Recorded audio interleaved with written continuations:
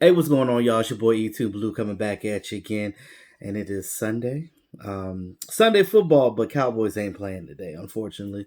There's a slate of games going on. Buffalo Bills playing the Redskins, and um, we play the Giants tomorrow night, 8:15 Eastern Time in the Meadowlands. Now,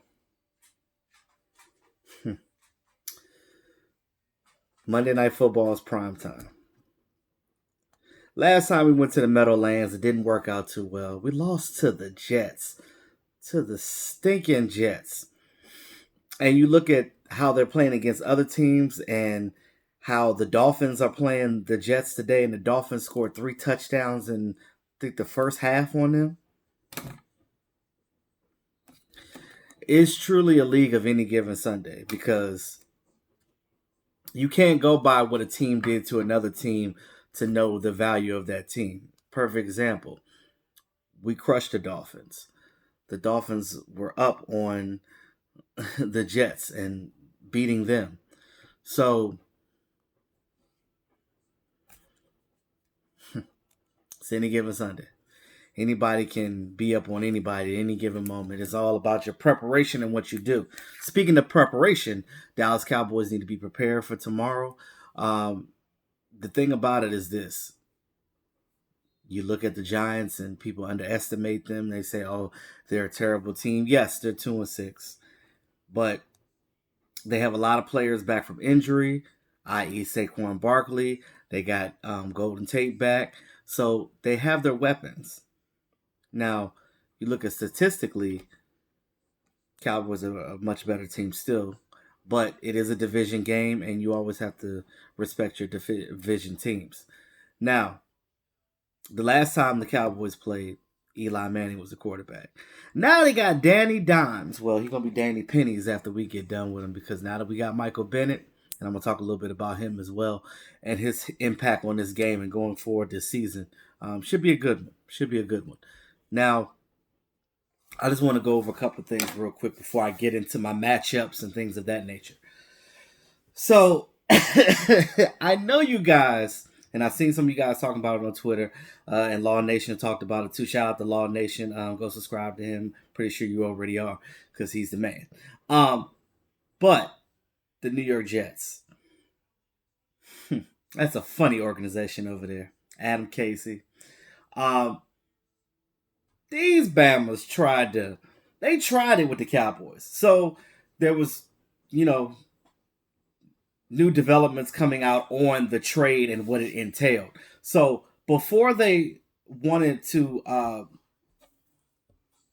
get the Cowboys to give up 2 first-round picks, their first thing was, all right, well, we'll trade Jamal Adams for Tyron Smith and Zach Martin. What?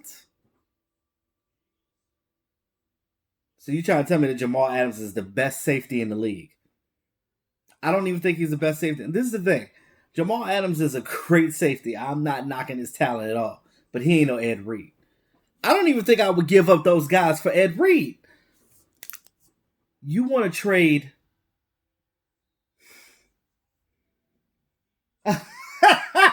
the,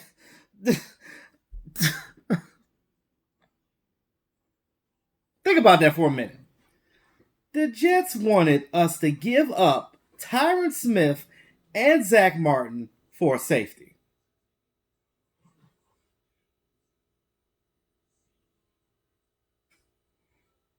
That don't even make no damn sense. Anyway, let me know what you guys think about that too in the comments because that to me that is just absurd. It's ridiculous, and you lost your damn mind. And I'm not even mad the Cowboys didn't, but they was like, "Are you serious? You smoking? You on some? You on some new type of drugs? Because that's ridiculous." But anywho, um, going into this year and this week, as of right now, Cowboys are 8-1 versus the NFC East since 2018, which is a good thing. You want to dominate in your division. You want to beat your division. You want to play well against your division. because when it comes to wild card races and winning a division, those those things matter. Division wins count, conference wins, things of that nature. Now the Cowboys got to do better in the conference. We got to get, we didn't lost to the Saints and things of that nature. So you know you got to make sure that you win in your division and in your conference. The NFC is the main focus right now. That is your ticket to the playoffs. Now, there are some people out there that are doubting the Cowboys, and there's other people like, oh yeah, they got the firepower, they can do it, they'll get back on track. Kellen Moore's young, he's still learning. If Jason Garrett just steps aside and let him do his thing, let him make his mistakes, he'll be good. Because the sooner he get his mistakes out the way, the better he will become as a coordinator. He already knows his X and O's. He's good at that. It's just a matter of trying to beat a veteran coach on the other side, because these guys know the ins and out more than anything, and they're a little bit more crafty. So it takes time. Now, I notice also that this team is really predicated on getting offensive players. Now, you've seen the Cowboys for years. They always like to get offensive players. They don't spend a lot on defensive players. I think the last defensive player that we spent a lot of money like that on was Brandon Carr in free agency when we got him from the I think when he originally came from the Chiefs. So yeah, he and now he's playing well with the Ravens. I think that the scheme that we were running before, uh, than what we're doing now, is I think he would have fared better with this team now. But sometimes you got to overpay. That's how free agency works. But nonetheless, a lot of people think that we're one safety away from being a Super Bowl team. I believe that we're one dynamic safety away from being in contention, because we're right there. We have the players to do it. You just need to make sure that you solidify everything and make sure that you got the right players in the right position. Now, you spent the one on getting Amari Cooper. They're always going to try to get offensive players because this is an offensive oriented team. But I feel like if we have that balance with the defense, getting Michael Bennett was huge too. And you got him for the low. You got him for a ham sandwich. You gave up a ham sandwich for him. And that was a good thing. So they restructured his contract so he could be a free agent, or they can re-sign him to a brand new contract after the season, depending on how he does this year and how he acts on this team. Now, back to the New York Giants. So, we're playing against Danny Dimes now. When he got drafted, everybody laughed, including me. I will admit that. After doing further research on this guy and looking at him, DeMarcus Lawrence said that, they drafted another Eli Manning. I think that he's going to be, in the long run, a much better quarterback than Eli Manning. Eli Manning had his time, but he lost it over the years. But I think this young guy reminds me of a young Tony Romo, just a drafted version. You remember when Tony Romo started his first season, when he took over the offense, and he was real, like, he's always been a gunslinger, but he took chances even as a rookie. Not a rookie, but you know what I mean, when as a first time starter. Because I think it was like his second or third year when he finally got the reins for the Cowboys. But he reminds me of a young Tony Romo, just young, raw, very cerebral guy. I got to give Danny Jones his credit. I think that in the future he is going to be a really good quarterback, and he's going to be a hard guy to beat going forward for us. And listen to when I tell you this, I give credit where credit's due. And I think that Daniel Jones is going to be a real good quarterback later on in the future. But right now, his rookie season, he's still learning. He's still trying to read those defenses and things of that nature. So you can confuse this guy. He will definitely give you some gifts. Turn that ball over. That's going to be huge.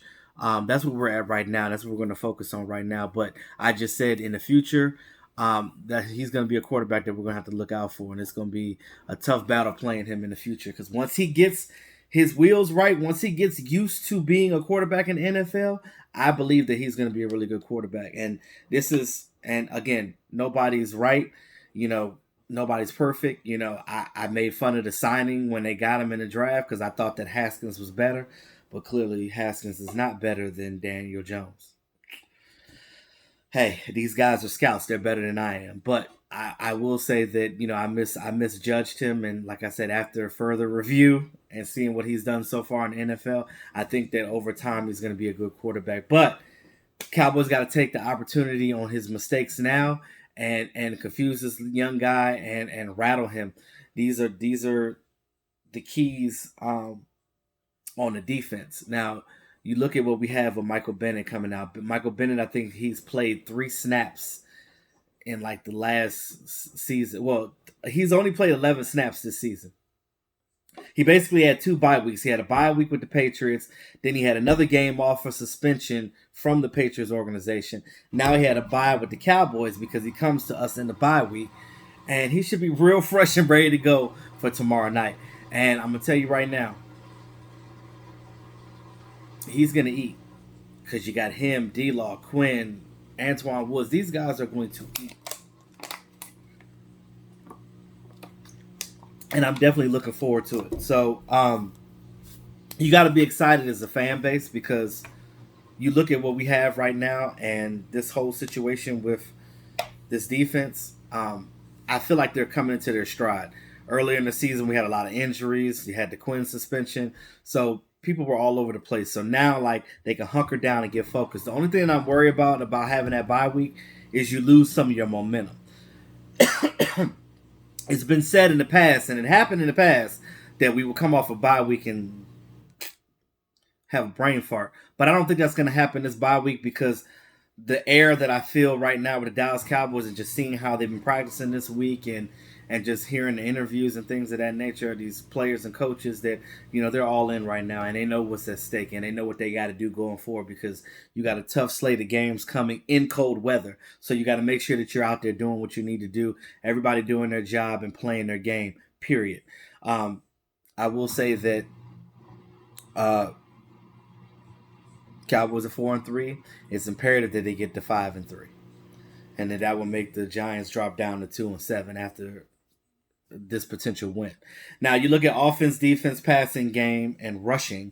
The Cowboys are ninth in offense, and the Giants are 17th. Cowboys are fifth in defense, and the Giants are a dismal 28th in defense and overall defense. And um, you see other teams are throwing deep on them, and I think that with Amari Cooper and Michael Gallup, you got deep threats right there. I mean, you even got Randall Cobb in that slot on those deep slant routes. So I really feel like there's an opportunity to throw deep on these guys and mix it up with the running game. Um, Passing, the Cowboys are 11th and the Giants are 17th. We dropped a little bit in the passing because we ran a lot the last game, so that makes sense. I think that after this game, that's going to go down again.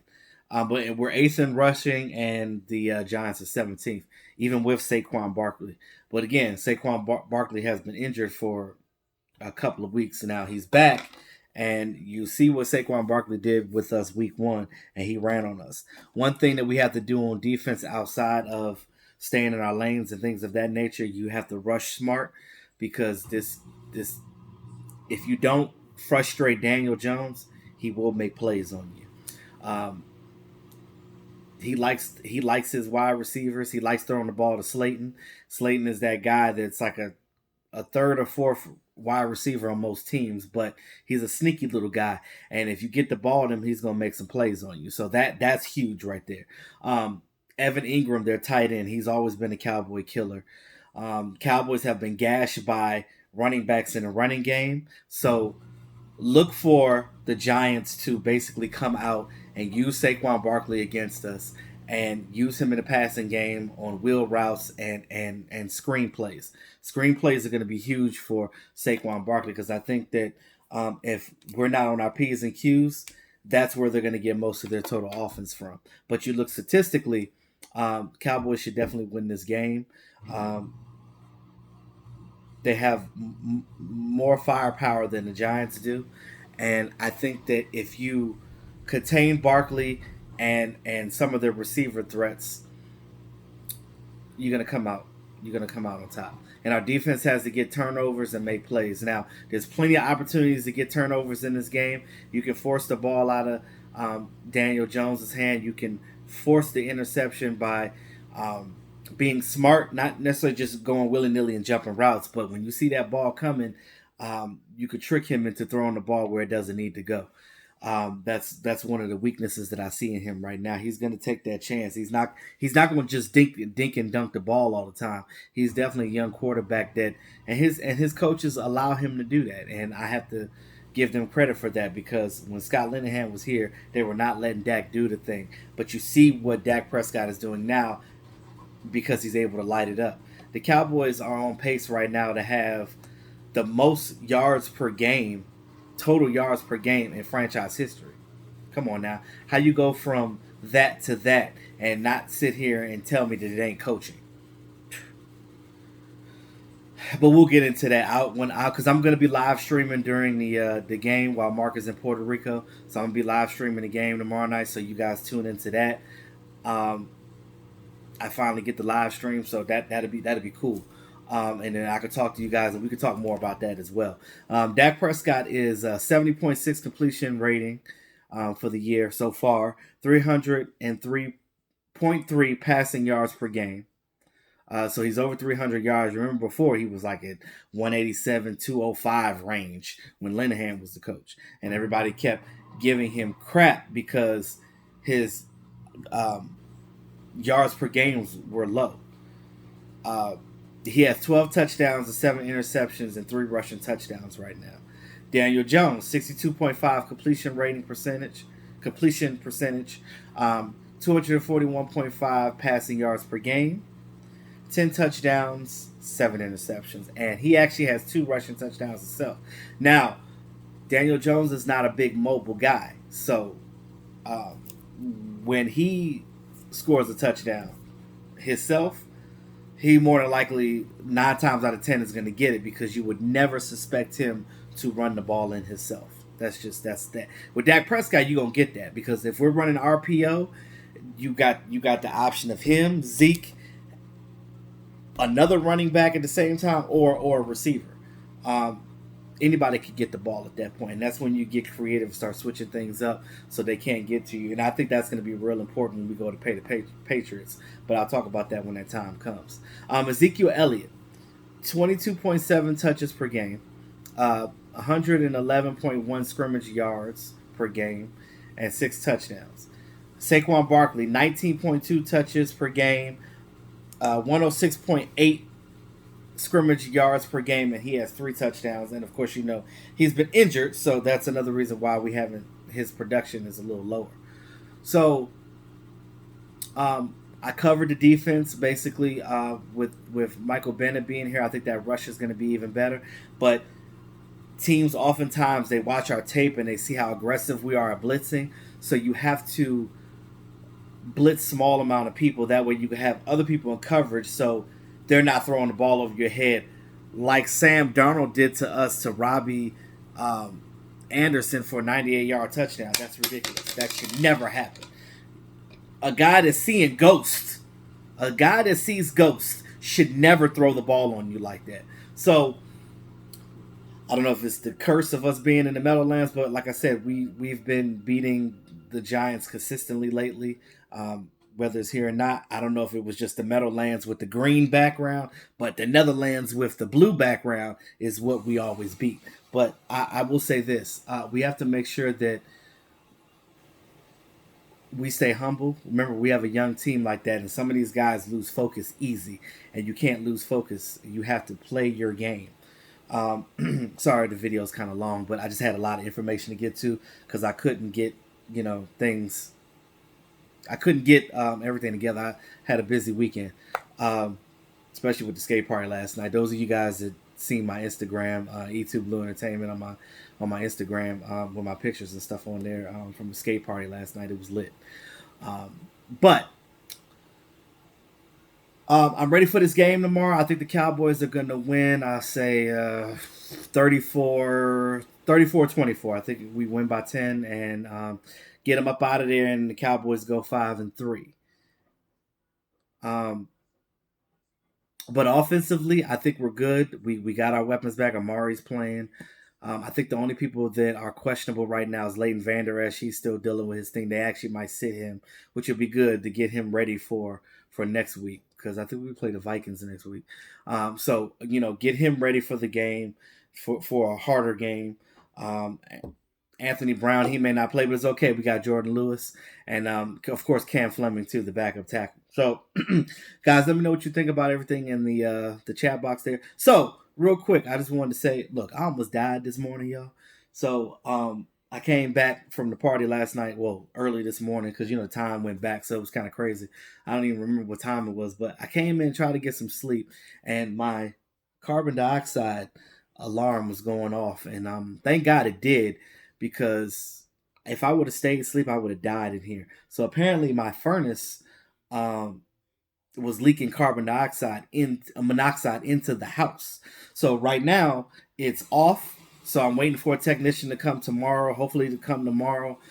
So I can't run the heat in here. So I'm probably gonna go stay at family's house for a day or two until they come and fix this. So, but I'll be back and forth here trying to get stuff. But right now it's off. The fire department came this morning. They made sure that there was no gas in the house or in the air, for that matter. But he did tell me that if I would have stayed asleep, I probably wouldn't be here anymore, and you guys wouldn't have seen me on this YouTube channel anymore. You'd have been like, "Where's E2 Blue?" And wouldn't nobody would have known, because I mean, when Mark found out, he probably would have told y'all if I would have passed away or something. But by the grace of God, I'm still here, guys, and you got to count your blessings. So with that being said, thanks again to all my subscribers. I appreciate all your support. I'm trying to get to 5,000 subscribers. We're getting close, guys. So I appreciate all your support. If you haven't subscribed to the channel, this is your first time on here, go ahead, hit that notification bell, hit that subscribe button to get this content from your boy. It's your boy E2 Blue, always keeping it real. Talk to y'all soon.